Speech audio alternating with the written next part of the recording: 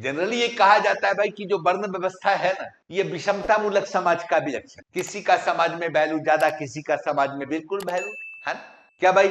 तो शूद्र को ये राइट नहीं है, ब्राह्मण को ये राइट है, ये विषमता मूलक समाज का लक्षण है, इसकी आलोचना होती है। लेकिन समझ सकते हैं ऋग्वैदिक काल, कबीलाई व्यवस्था, जनजातीय सिस्टम, कोई राज्य नहीं, कोई स्पष्ट शासक नहीं, कोई आचार संहिता नहीं।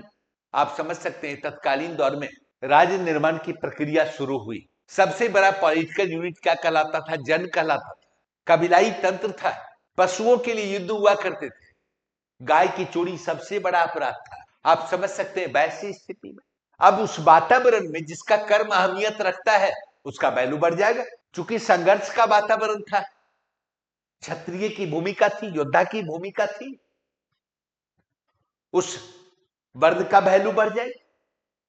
पुरोधा की भूमिका थी, राजा की जीत के लिए विक्ट्री के देवता को खुश करता है।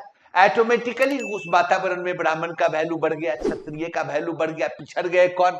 वैश्य और शूद्र। तो समाज क्या बन गया? विषमता मूलक कह सकते हैं। लेकिन सही मायने में देखिए तत्कालीन दौर में कोई स्कूल कॉलेज तो ऐसा था नहीं, गुरुकुल बेस्ड शिक्षा व्यवस्था थी। आज तो एक्सपर्टीज सीखने के लिए तरह तरह की संस्थाएं हैं, तत्कालीन दौर में था नहीं। तो कोई एक्सपर्टीज कहां से हासिल करता है? इसका एकमात्र माध्यम क्या था? परिवार। तो भाई ये नियम बना कि जिस वर्ण में पैदा लिए आपको उसी वर्ण के निमित्त कर्म को करना है, ताकि एक्सपर्टीज बढ़े, डेवलपमेंट हो समाज का, राज्य का। इसीलिए कहा गया कि भाई जिस वर्ण में पैदा लिए उसी वर्ण के कर्म को करिए, अगला जन्म बेहतर वर्ण में होगा। लेकिन ये विधिक नियम नहीं था, ये नैतिक था। आप मानिए या नहीं मानिए, आपकी मर्जी पर निर्भर कर।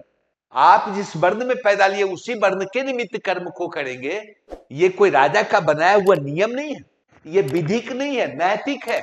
और इसके पीछे एकमात्र उद्देश्य क्या था? एक्सपर्टीज।